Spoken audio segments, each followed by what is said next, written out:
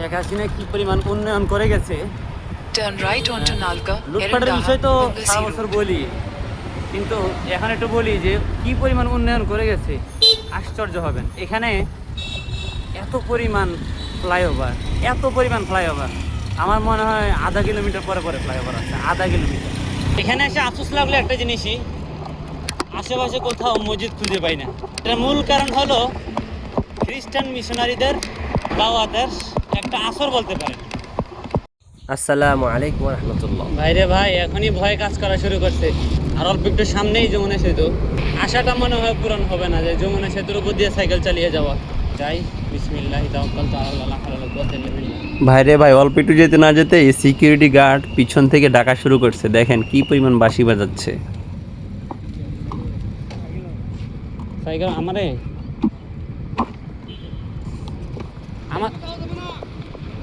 Uncle, আমি তো তেঁতুলিয়া যাব।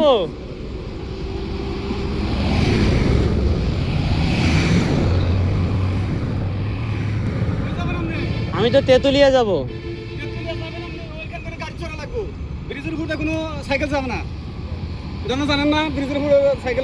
যাই না তো, এখন একটু ম্যানেজ করা যায় না। অনেক কত কষ্ট করে আসছি টেকনাফ থেকে। আসলে কি হবো, আর যাওয়া যাবে না এইদিকে। এইদিকে আমরা ইচ্ছা করলে গাড়িতে দেখতে পাবেন, এইটুকু আমরা ব্রিজ গাড়িতে পার হওয়া লাগবে।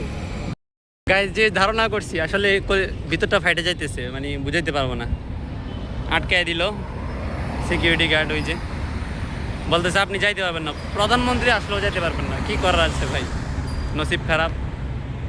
এই লোকটা খুবই ভালো, আমাকে এটা পিকআপের উপরে উঠে দিয়ে বলতেছে এটা দিয়ে যাও।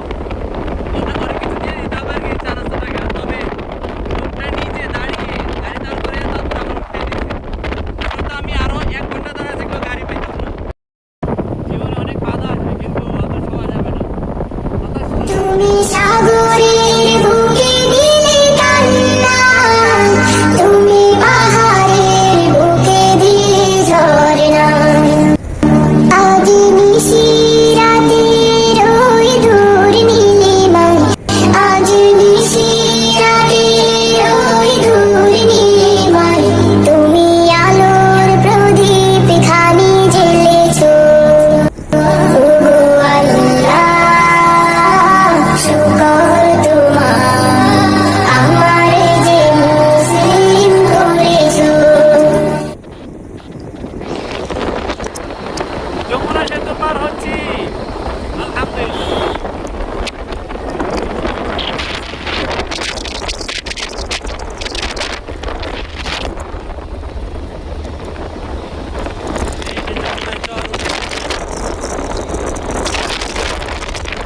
আলহামদুলিল্লাহ, সহি সালামতে মূল সেতু থেকে অবতরণ করলাম।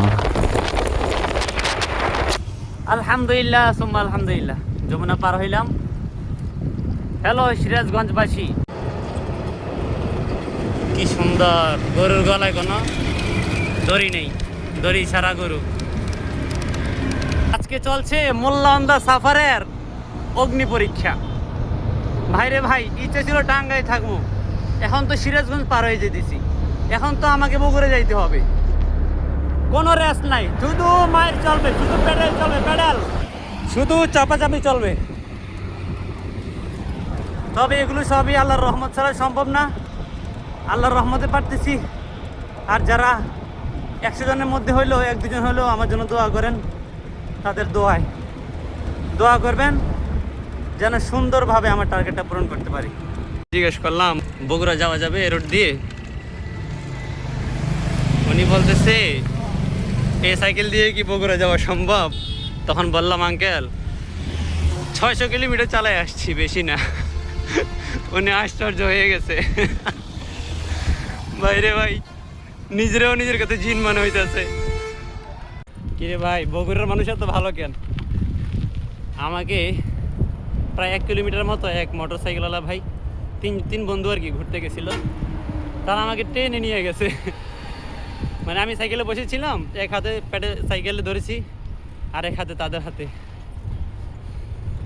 ভাই, ভালোবাসা পাওয়ার জন্য অনেক কিছু লাগে না। এই যে তারা কিন্তু আমার মন জয় করে নিছে, তারা আমাকে একটু হেল্প করছে, আমার তো খুব ভালো লাগলো, অথচ পুরা পথে কিন্তু পাইনি কারো কাছে। ভাল লাগছে, খুশি লাগলো। Thank you Bogura. মারে পাই বারাসে ঘুরি আমি দেশ বিদেশে, সিরাজগঞ্জে হইলাম রওনা, বগুড়াতে হইলাম রওনা। এখানে সুন্দর একটা স্মৃতিসৌধ দেখা যাচ্ছে, বাহ বিশাল বড়। এটা হলো মুক্তিযুদ্ধের সময় সেনারা এখানে ক্যাম্প করেছিল, তো তার এই স্মৃতি হিসাবে এখানে একটা স্মৃতিসৌধ। এই যে এই সেই স্মৃতিসৌধ।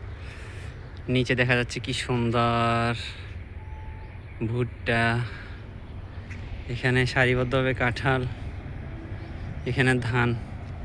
এদিকের পরিবেশটা খুবই অন্যরকম, ভালোই লাগে, তবে লোকাল হয় কম, একটু ভয়ও কাজ করে। শেখ হাসিনা কি পরিমাণ উন্নয়ন করে গেছে। Turn right onto Nalka, লুটপাটের বিষয় তো Erendaha, সারা বছর বলি, কিন্তু এখন একটু বলি যে কি পরিমাণ উন্নয়ন করে গেছে, আশ্চর্য হবেন। এখানে এত পরিমাণ ফ্লাইওভার, এত পরিমাণ ফ্লাইওভার, আমার মনে হয় আধা কিলোমিটার পরে পরে ফ্লাইওভার আছে, আধা কিলোমিটার। একটু ভুল হবে না যে আধা কিলোমিটার যে বলছি, একটু ভুল হবে না। আপনার মনে করেন একটা পার্শ্ব রাস্তা আছে, দুইটা পার্শ্ব, ঠিক আছে, অর্থাৎ চৌরাস্তা আছে, সেখানে একটা ফ্লাইওভার দিয়ে দিছে। চাই সেখানে বাজার হোক বা না হোক, আর বাজার যেখানে সেখানে তো আছেই। বিশেষ করে এখানে রাস্তাগুলো এত উন্নত, এই জন্যই এখানকার ড্রাইভারগুলো এত বেপরোয়া, কারণ রাস্তা উন্নত, ইচ্ছা মতো চালাইতে পারে। সামনে একটা হোটেল দেখা যাচ্ছে, এখানে দুপুরের খাবার খাবো ইনশাল্লাহ। আজকে অনেক লেট হয়ে গেছে, এখন সময় প্রায় 4:30, আরও যাইতে হবে 40 কিলোমিটার। এইমাত্র খেতে বসলাম। আমার পিছনে যে বিল্ডিংটা দেখা যাচ্ছে, এই পুরো জায়গাটা ড্রাইভারদের জন্য বিশ্রামাগার, ট্রাক ড্রাইভার, বাস ড্রাইভার। সামনে বিশাল বড় একটা চৌরাস্তা, এটা ড্রোনে এত সুন্দর ভিউ আসতো যা বলার বাইরে। কিছুটা সৌদি আরবের ভাইব আসছে এই জায়গাটা, একদম 4 লেন করে করে। Continue for 1.5 kilometers. লোকেশন মাঝে মাঝে এরকম ভুল দেখায়, কিছু করার থাকে না। মাশাআল্লাহ মাশাআল্লাহ, এইদিকে তো ভালো উন্নয়ন হচ্ছে। এই মোড়ের যার নাম জানি না, তবে খুবই সুন্দর মোড়টা। এতদিন বিভিন্ন গাড়িতে লেখা দেখতাম যে নাহার এগ্রো সিরাজগঞ্জ, আজ সেটা চোখে দেখছি। এই যে নীলচে কালার বিল্ডিংটা, বিল্ডিং না টিন সেট, বিশাল বড় ফ্যাক্টরি। এখানে এসে আফসোস লাগলো একটা জিনিসই, আশেপাশে কোথাও মসজিদ খুঁজে পাই না।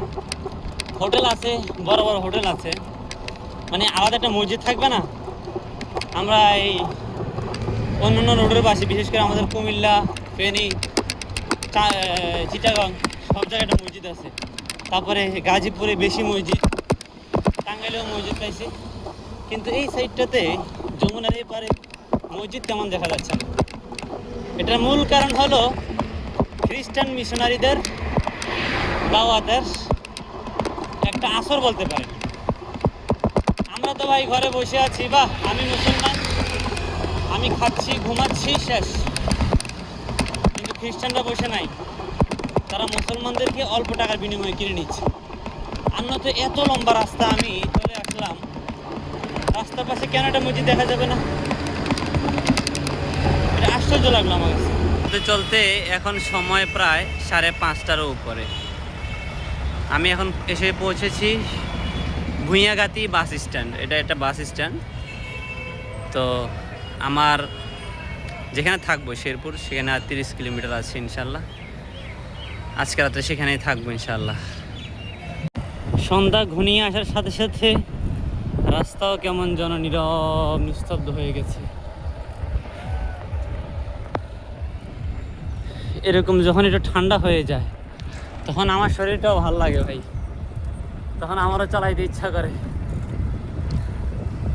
আলহামদুলিল্লাহ, এগুলো আসলে আমার চেষ্টায় হয় নাই, আল্লাহ তাআলা চাইছেন বিদায় হয়েছে। আল্লাহর হুকুম ছাড়া গাছের একটা পাতাও নড়ে না, আর সেই জায়গায় আমি ইউসুফ তো মোটেও না। আর নয়তো আমি নিজেকে অনেক দুর্বল মনে করি, সব দিক থেকে দুর্বল। আলহামদুলিল্লাহ, দুর্বল মানুষটা টার্গেটের চেয়েও বেশি চালাইতে পারছি, এটা আল্লাহর রহমত ছাড়া কিছুই না, আল্লাহ তাআলার অশেষ মেহেরবানি। পৃথিবীর সব সুখ এখন আমার কাছে, আলহামদুলিল্লাহ।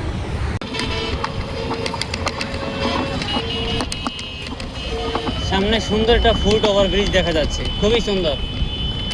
আমি তো প্রথমে ভেবেছি ভাই জেলাবদি শেষ, জেলা গেট, এখন দেখি না ফুট ওভারব্রিজ। মানে এটা ডিজাইনটা এত সুন্দর করে করেছে যে কারোই চোখ লেগে যাবে এটার মধ্যে, কি সুন্দর, মাশাআল্লাহ। আলহামদুলিল্লাহ, আরো কিছু ভাইয়ের সাথে দেখা হয়ে গেল। এটা কোন সিরাজগঞ্জ না? আচ্ছা, এখন বগুড়ায় চলে আসছে, আমি জানি না, কিন্তু এখন বগুড়ায় আছি। ভাইয়ের সাথে দেখা হয়ে ভালো লাগলো। সন্ধ্যার আকাশটা এত সুন্দর লাগছে, মানে খালি চোখেই মনে হয় বেশি সুন্দর চাঁদ, এই সূর্যটা। ফোনে এত সুন্দর আসতেছে না, বিশেষ করে আমার গ্লাসে খুব সুন্দর দেখা যাচ্ছে।